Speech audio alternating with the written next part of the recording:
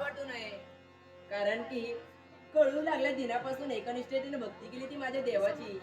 म्हणूनच आमचा संसार सुख आणि समाधानी चाललाय. आमच्या जीवनात कोणत्याही गोष्टीची न्यूनता अजूनपर्यंत बसलेली आहे. सदोदित लक्ष्मी आमच्या घरात येण्यास तत्पर ठरले.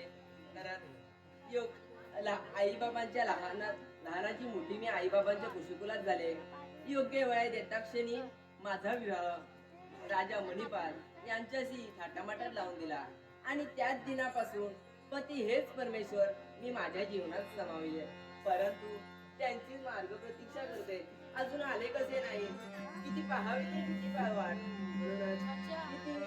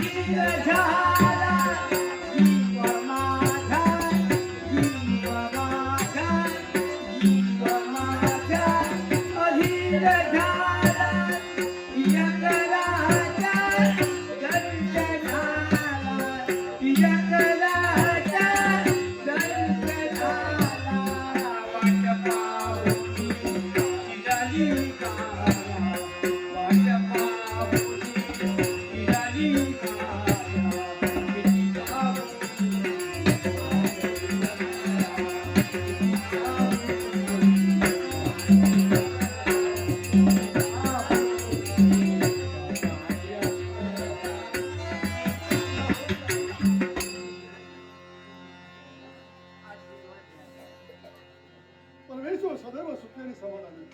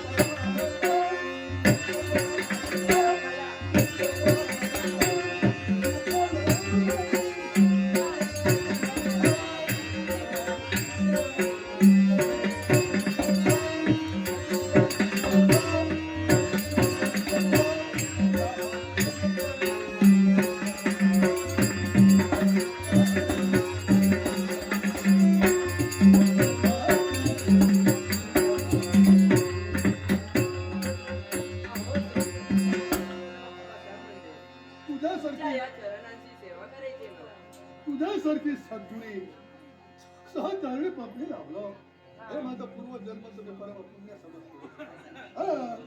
कारण जर नशिबी चांगलं संतुष्टी असेल तर त्या संचिताप्रमाणे प्रत्येक गोष्ट आपल्या डोळ्यात काय ग आज मात्र मला थांबता येणार नाही.